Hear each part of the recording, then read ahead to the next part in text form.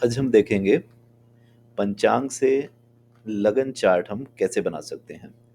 इस तरह से लगन चार्ट बनाना स्पेसिफिकली प्रश्न कुंडली के लिए बहुत यूज़फुल है। इसके लिए आपको क्या रिक्वायर्ड है?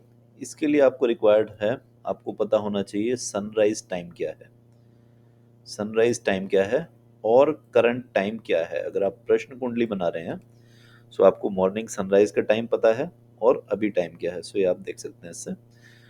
यह है प्रश्न कुंडली के लिए अगर आपने लगन बनाना है। अगर आपने कोई नेटल चार्ट बनाना है, उसके पास उसका आपके पास पंचांग है, उस दिन का मॉर्निंग सनराइज टाइम है और बर्थ टाइम है, तो इससे आप लगन चार्ट कैसे बना सकते हैं। तो इसके लिए सबसे पहले हमें कुछ बेसिक्स मूवमेंट के पता होने चाहिए। बेसिक्स देखते हैं पहले। सबसे पहले सनराइज के टाइम, जैसे आज का अगर एग्जांपल लें तो आज सूर्य था आर्द्रा नक्षत्र में 18 डिग्री पर। तो पहला जो सूत्र है, जो प्रिंसिपल है एस्ट्रोनॉमी का, वो हमें पता होना चाहिए। सनराइज के टाइम सन एंड लगन both are at same degree. तो जिस टाइम सनराइज हुआ उस टाइम जो सन था उसकी जो डिग्री थी वो लगन की डिग्री के इक्विवेलेंट थी, यानी कि 18 डिग्री थी। इसका मतलब है कि अगर किसी का बर्थ आज 5:24 पे हुआ है, आज मॉर्निंग 5:25 पर अगर सनराइज था, 5:25 पर क्या सिचुएशन थी? 5:25 पर 18 डिग्री का लगन था और सन भी 18 डिग्री पर ही था। 18 डिग्री पर ही सन था, क्योंकि ईस्ट में सनराइज हो रहा था। 18 डिग्री पर जब सनराइज हुआ तो जो हमारा असेंडेंट बना वो 18 डिग्री का बना। अगर इस टाइम किसी का बर्थ हुआ दिन में 5:25 पर एग्जैक्टली डे ब्रेक पर, तो उसका जो लगन था वो 18 डिग्री का था और सन जो था उसमें प्लेनेट था वो भी 18 डिग्री पर ही बैठा था। मॉर्निंग टाइम में सनराइज के टाइम पर लगन इज इक्वल टू सन। ये हमारा पहला रूल है। इसके बाद क्या होता है? इसके बाद सन और लगन अपनी अपनी डायरेक्शन पकड़ लेते हैं डिफरेंट डिफरेंट। सपोज ये हमारा लगन बना 18 डिग्री का। सनराइज के टाइम सन यहाँ ईस्ट में राइज हुआ 18 डिग्री पर। इसके बाद दोनों ने अपनी ऑपोजिट डायरेक्शन पकड़ ली। लगन जाने लगा इस डायरेक्शन में, ये डायरेक्शन है लगन की, जो हाउसेस बनते हैं हमारे 1 2 3 4 5 6, और सन जाने लगा ऑपोजिट डायरेक्शन में, इस डायरेक्शन में, क्योंकि हम लोग ईस्टर्न होराइजन को देख रहे हैं। जब हम ईस्टर्न होराइजन को देखेंगे तो सन हमें लगेगा कि वो मूव कर रहा है। तो इस तरह से मूवमेंट हुई ऑपोजिट डायरेक्शन में। यहाँ से स्टार्ट किया दोनों ने, सन ने जाना किया इस डायरेक्शन में, लगन ने जाना शुरू किया इस डायरेक्शन में, ऐसे। अब सन और लगन फिर से मिलेंगे डिसेंडेंट पर। ये मिलेंगे सनसेट के टाइम में। ये टाइम है हमारा सनसेट का। सनसेट के टाइम फिर से सन और लगन एक बार मिलेंगे और फिर से अपनी अपनी डायरेक्शंस पकड़ लेंगे, फिर से सिमिलर डायरेक्शन में जाएंगे। लगन अब इधर जाएगा, सन अब इधर जाएगा, और वापस 24 घंटे बाद जब ये साइकिल कंप्लीट होगी तो फिर से नेक्स्ट सनराइज पे सन और लगन फिर से एक बार मिलेंगे। तो ये है हमारी साइकिल सन की, अर्थ की। एक्चुअली अर्थ की मूवमेंट है, अर्थ जैसे मूव कर रहा है, हम लोग लगन देख रहे हैं। और लगन क्या है? लगन है eastern horizon. Eastern horizon, eastern horizon पे कौन सा स्टार राइज हो रहा है, वो हमारा लगन है। अब उस लगन को पकड़ने के लिए हमें आना है नक्षत्रों पे, क्योंकि नक्षत्र फिक्स हैं। अब लगन कौन से नक्षत्र में घूम रहा है? अगर हम इसका एग्जांपल लें, आज का ये अगर एग्जांपल लें, सूर्य था आज आद्रा नक्षत्र में 18 डिग्री पर। इसका मतलब जो हमारा मॉर्निंग के टाइम जो हमारा नक्षत्र शुरू हुआ, ये ऑलमोस्ट खत्म होने वाला था यहाँ पर। अभी हम स्टैंडर्ड ड्यूरेशन लेके चल रहे हैं। डे डिवाइडेड है होरा में। 18 डिग्री से जो हमारा लगन था वो यहां से मूव होना शुरू हुआ इन नक्षत्रों में। अब नक्षत्र है 13 डिग्री का।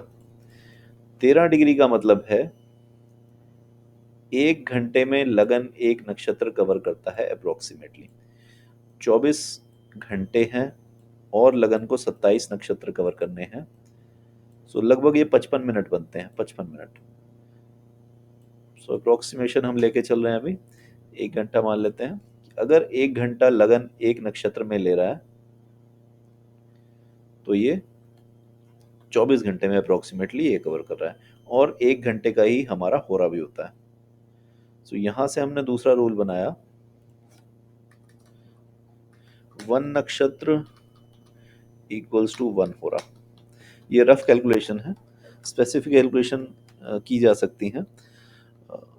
जस्ट ये अंडरस्टैंडिंग के लिए है कि अगर एक नक्षत्र लगन एक होरा में कवर करता है, अब हमें चाहिए वार। सो सपोज आज है शुक्रवार, आज है शुक्रवार। सो शुक्रवार का मतलब है पहला होरा जो था वो वीनस का था, पहला होरा वीनस का था। मॉर्निंग सनराइज टाइम हमें पता है 5:24, 5:25। सपोज अब यहाँ पर 17 घंटे बीत चुके हैं मॉर्निंग सनराइज से। अब यहाँ 17 घंटे बीत चुके हैं तो ये हो गए 22:25, यानी कि ये 10:25 हो गए हैं। 17 होरा निकल चुके हैं हमारे। 17 होरा निकल चुकने का क्या मतलब है, क्योंकि एक ही घंटे में दोनों मैच हो रहा है, तो लगन जैसे हमारा यहाँ से चला तो वो अब तक 17 नक्षत्र कवर कर चुका है। सो जिस नक्षत्र में सुबह लगन था, सूर्य था, वहां से हम काउंट करेंगे 17 नक्षत्र।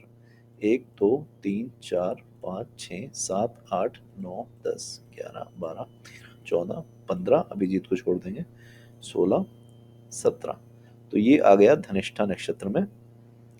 17 नक्षत्र कवर कर लिए इसने। सो ये यहाँ पर कहीं है, कुंभ राशि में है। सो लगन जो हमारा चल रहा है वो कुंभ राशि का चल रहा है,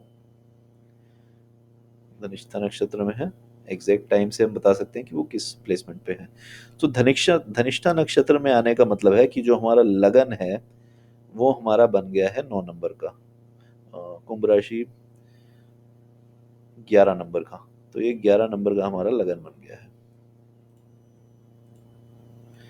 सो यहाँ पे हमने लिख दिया कि ये हमारा लगन बना है 11 नंबर का, क्योंकि 11 हो रहा है यहाँ से निकल गए थे नक्षत्र। हमने देखा कि इस टाइम ईस्ट में जो राइज हो रहा है वो नक्षत्र राइज हो रहा है शतभिषा, धनिष्ठा और शतभिषा, इनमें से कोई। सो 11 नंबर राशि है इस टाइम। सो इससे हमारा बनता है लगन चार्ट। इस तरह से हमने बना लिया अपना लगन चार्ट, नक्षत्र काउंट करके, डे टाइम से, दिन के पहले होरा से। सो ये हमारा नक्षत्र चार्ट बना। अब पंचांग से हमें और क्या डिटेल मिल सकती है।